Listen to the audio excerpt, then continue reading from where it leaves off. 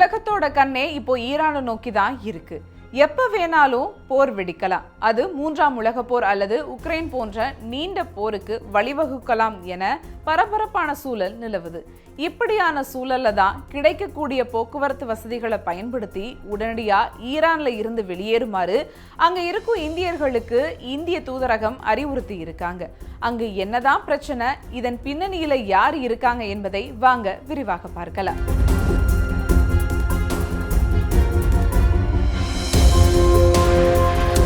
Israel என்ற நாடு உருவானதுதான் இந்த பிரச்சனைகளுக்கு தொடக்க புள்ளின்னு சர்வதேச அரசியல் நிபுணர்கள் சொல்றாங்க. 2 உலகப் போர்கள் முடிந்து புதிய உலக கட்டமைப்பை உருவாக்கி இருந்த காலம். மத்திய கிழக்கு என்பது எண்ணெய் வளம் நிறைந்த பகுதி. அது மட்டும் இல்லாம ஆசியாவையும் ஐரோப்பியாவையும் இணைக்கிற கடல் வழித்தடத்தையும் கொண்டிருக்கு. இதை கட்டுப்படுத்துறவங்க தான் உலக வல்லரசா நீடிக்க முடியும். எனவே மத்திய கிழக்கு பகுதிகளில் இருக்கிற இஸ்லாமிய நாடுகளுக்கு செக் வைக்க ஒரு அடியால் தேவைப்பட்டுச்சு. அப்படி பாலஸ்தீனத்தை 2ஆ உடைச்சு பிரிட்டனும் அமெரிக்காவும் சேர்ந்து உருவாக்கின நாடு தான் இஸ்ரேல்னு சொல்லப்படுது. இப்படி ஒரு புது நாடு உருவானது முதலே மத்திய கிழக்குல பிரச்சனைகள் தொடங்குச்சு.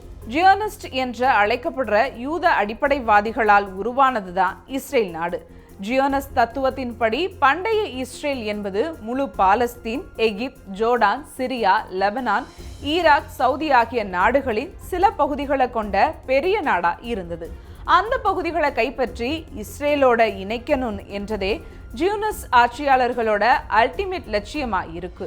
அதனால் இராணுவ ராஜதந்திர நடவடிக்கைகள், உளவுத்துறை கொலைகள் என லீகலாகவும் இல்லீகலாகவும் இஸ்ரேல் அரசியல் செஞ்சுட்டு வருது. ஆனா இதுக்கு இடைஞ்சலா ஈரான் இருக்கு.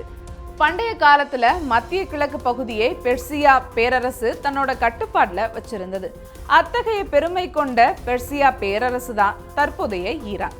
யார் இடத்துல யார் சீன் போடுறதுன்னு இஸ்ரேலுக்கு சிம்ம சொப்பனமா இருந்துட்டு வருது. இஸ்ரேலுக்கு அமெரிக்காவும் ஐரோப்பாவும் நேரடியா உதவும் நிலையில ஈரானுக்கு ரஷ்யாவும் சீனாவும் மறைமுகமா உதவுறதா சொல்லப்படுது.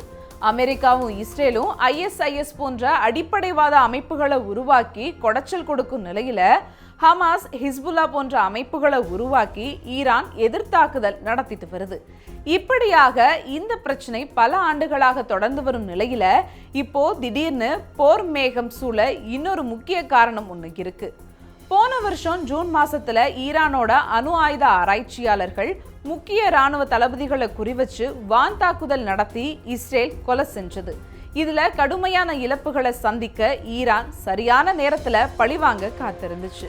ஈரான் தளபதியை கொன்றத நாடு முழுவதும் இஸ்ரேலியர்கள் கொண்டாடி அடங்கிய ஒரே இரவு நேரத்துல ஈரானோட பாலிஸ்டிக் ஏவுகணைகள் சாறை சாறையா தாக்குச்சு.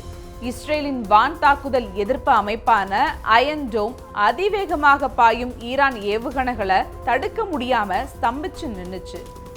மின்னல் வேகத்துல 1/2 டன் வெடிமருந்துகளை சுமந்து வரும் ஏவுகணைகளை தாக்குப்பிடிக்க முடியாம இஸ்ரேல் மக்கள் உயிரை காத்துக்கொள்ள ஓடுனாங்க. இஸ்ரேலிய ஆட்சியாளர்கள் கண்களை முதல் முறையா மரண பயம் தெரிஞ்சது. அதுவரை ஈரானை தொடர்ந்து தாக்குவோம்னு சொல்லிட்டு இருந்தவங்க பாலிஸ்டிக் ஏவுகணைகளோட திறனை நேரில் பார்த்ததும் தாக்குதலில் இருந்து பின்வாங்கினாங்க. ஈரான் ஏவுகணை அமைப்பின் வலிமையை உலக வல்லரசுகள் தெரிஞ்சுக்கிட்டாங்க. ஈரான் கிட்ட அணு ஆயுதங்கள் இல்ல. இஸ்ரேல் அமெரிக்காவை காட்டிலும் ஈரானின் விமானப்படை ரொம்ப வலிமை குறைந்தது. ஆனா அதனோட கண்டம் விட்டு கண்டம் பாயும் பாலிஸ்டிக் ஏவுகணைகள் அமெரிக்காவுக்கே சவால் விடும் நிலையில இருக்கு. ஈரானின் பாலிஸ்டிக் ஏவுகணைகளின் அமைப்பு அணு ஆயுதங்களுக்கு நிகரானது என போர் வல்லுநர்கள் சொல்றாங்க. இதனால ஈரான் உச்சத்தலைவர் கமேனி தலைமையிலான ஆட்சியை கவிழ்க்கணும்னு இல்லனா போர் தொடுக்கணும்னு இஸ்ரேல் அழுத்தம் கொடுத்துச்சு. ஆனா அதை அமெரிக்கா ஏத்துக்கலையா. ட்ரம்ப் உள்பட பல சிக்கியிருந்த எப்ஸ்டீன் ஃபைல்ஸை இஸ்ரேல் கையில எடுத்துச்சா. பாலியல் குற்றவாளி எப்ஸ்டீன் இஸ்ரேல் உளவு அமைப்பான மொசாட்டாக்காக வேலை செஞ்சிருக்காங்கன்னு சொல்லப்படுது. இதனை அடுத்து அமெரிக்கா ஒத்துக்கிட்டதா சொல்லப்படுது. அதனைத் தொடர்ந்துதான் வரலாற்றில் இல்லாத அளவுக்கு ஈரானில் அரசுக்கு எதிரான போராட்டங்கள் கடந்த ஜனவரி முதல் வீரியமாக நடந்து வருது. இதில் மொசாட், CIA ஸ்பான்சர்ல இயங்கும் ஆயுத குழுக்கள் களமிறங்கி விடப்பட்டதா சொல்லப்படுது. கமேனி அரசை கவிழ்த்துட்டு ஈரானிலிருந்து விரட்டி அடிக்கப்பட்ட பக்லவி அரச வம்சத்தை சேர்ந்த ரெசா பக்லவியை கொண்டு வர முயற்சிகள் நடக்குது. ஈரானுக்கு 3 தீர்வுகள் முன்வைக்கப்பட்டுள்ளதா சொல்லப்படுது. அதன்படி ஆட்சி கவிழ்ப்பு, பேச்சுவார்த்தை, தாக்குதல் என்ற 3 தான் அது. போராட்டக்காரர்களை தூண்டிவிட்டு ஆட்சி கவிழ்ப்பு வேலையில அமெரிக்கா இறங்கி இருக்கிற நிலையில ஈரானை சுத்தி தனது வான் மற்றும் கடற்படைய குவிச்சு வச்சிருக்கு. இதுக்கெல்லாம் அசராத ஈரான் தன்னுடைய கண்டம் விட்டு கண்டம் பாயும் ஏவுகணைகளை தயார் நிலையில வச்சிருக்கு. போர் தொடங்கினா அமெரிக்க ராணுவ முகாம்கள் மீது ஈரான் ஏவுகணைகள் பாயும். இதனால ஏற்கனவே மரணடி வாங்கிய அனுபவம் இருக்கிற இஸ்ரேல் இப்போ உச்சபட்ச அலர்ட்டில் இருக்கு. இதற்கிடையில் பேச்சுவார்த்தையும் நடத்தப்பட்டு வருது. அணு ஆயுத தயாரிப்பையும் ஏவுகணைகள் தயாரிப்பையும் கைவிட அமெரிக்கா அழுத்தம் கொடுக்கிறதா. ஆனா அணு ஆயுத தயாரிப்பில் சமரசம் பேசும் ஈரானோ ஏவுகணைகள் தயாரிப்பை கைவிட மறுக்குதா. போரால் பேரழிவே ஏற்பட்டாலும் சரி, திருப்பி அடிக்காம வீழ மாட்டோம் என ஈரான் உறுதியா நிக்குது.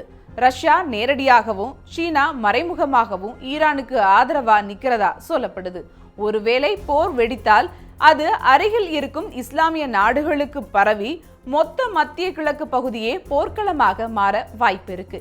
இப்படியான சூழல் தான் கிடைக்கிற போக்குவரத்து வசதிகளை பயன்படுத்தி ஈரானில் இருந்து உடனே வெளியேற இந்தியர்களுக்கு இந்திய தூதரகம் அறிவுறுத்தி இருக்காங்க. அங்கு மாணவர்கள், பாத்திரிகர்கள் என 10,000 இந்தியர்கள் வசிக்கிறதால இங்கு இருக்கிற அவங்களோட உறவினர்கள் கவலை அடைஞ்சிருக்காங்க. செய்திகளை உடனுக்குடனும் துல்லியமாகவும் தெரிந்து கொள்ள சப்ஸ்கிரைப் பண்ணுங்க.